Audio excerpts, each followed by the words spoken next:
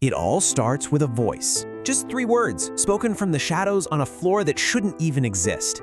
You know, this is the kind of story a journalist usually just dismisses. But this one chilling encounter, it sent us right down a rabbit hole of these impossible stories.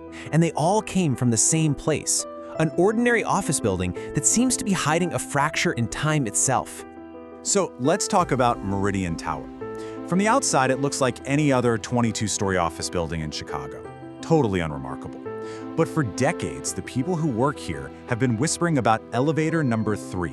They call it the ghost car. And once we started our investigation, the stories we uncovered were way more consistent and frankly more disturbing than any urban legend I've ever heard. So where does a story like this even begin? Well, for us, it starts with a woman named Claire. Back in 2016, she had an experience so deeply unsettling that it became the reason for everything that followed. It was just a normal Tuesday evening, right up until the moment it wasn't. Okay, so here's exactly what she told us happened. Claire gets into the elevator on the 7th floor, just heading down to the lobby.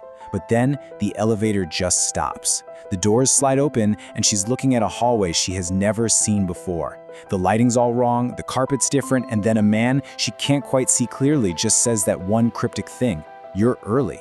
She absolutely slams the door close button and gets out of there. But here's the crucial part. When she checked the building directory later, there was no floor between 7 and the lobby. The elevator stopped somewhere that on paper just wasn't there.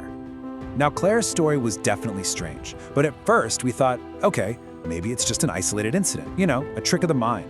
But the deeper we dug, the more we found. It turns out Claire wasn't the first person to take a weird ride in elevator number 3, not by a long shot. Take Mark's story, for instance. He worked in the building back in 2019. The elevator stops on a floor he didn't press a button for. The doors open and he's staring at his own office, but it's a version from the past. We're talking those huge, bulky computer monitors, rotary phones, the whole thing. And then a woman at a desk tells him, "You're not supposed to be here. This is 1997. He even saw a calendar on the wall that said 1997 before he backed away. And this is where the story starts to shift from, a ghost in the machine to something much, much stranger. And the stories just keep piling up. This whole chorus of impossible moments. There was Linda, who swore she saw her future self, who actually warned her about a decision she was about to make. Michael had this brief, heartbreaking reunion with his late mother in what looked like a hospital room. Rachel caught a glimpse of a derelict, condemned future version of the building. And then there's Tom, a maintenance worker, who found a secret button that took him to a computer lab straight out of the 1970s. Every story is different, but the one thing they all have in common: elevator number 3. But of all the stories, there was one that is just on another level. It's the most extreme, and it's also the best documented. Julie, an employee in 2018, claims she didn't just see another time, she actually lived in it. She says she stepped out of the elevator into what she believed was the year 2024, and for her, an entire year went by. And here, this is where the mystery is just laid bare. From Julie's point of view, she lived a full year. She had a life, she made friends, she had a job. But according to the building's own security cameras, she stepped out of the elevator, vanished from view, and then reappeared just 47 seconds later. I mean, how do you even begin to explain a year's worth of memories being created in less than a minute? This is the exact point where an investigation like this has to stop and just reevaluate everything. Look, eyewitness testimony is one thing. It's powerful, sure, but it can be fallible. But video evidence, historical records, expert confirmation, that's when you go from telling a good story to looking at hard evidence. So we had to ask the big question. Are these just elaborate hoaxes, some kind of shared delusion, or is there something tangible, something real happening inside the Meridian Tower? And the answer, as it turns out, is literally buried in the history of the land itself. Long before Meridian Tower was even a blueprint, the piece of land it sits on was home to a classified government lab. And what was their official area of study? Time perception. The lab gets shut down in '79, all the records are supposedly destroyed. Then, just 3 years later, Meridian Tower is built directly on top of it. I mean, is that a coincidence? Maybe, but it gets even weirder. We actually managed to track down a former scientist from that very lab. Speaking completely anonymously, he told us they weren't just studying time perception, they were mapping what they called chronofractures, basically unstable points in the fabric of time. And he confirmed that they had mapped a pretty significant one, precisely where elevator number 3 now travels up and down day after day. With that piece of the puzzle, all these stories started to make a terrifying kind of sense. So we took everything we had, the witness accounts, the security footage, the history of the lab, to Dr. Anna Lee, a physicist who actually studies temporal anomalies.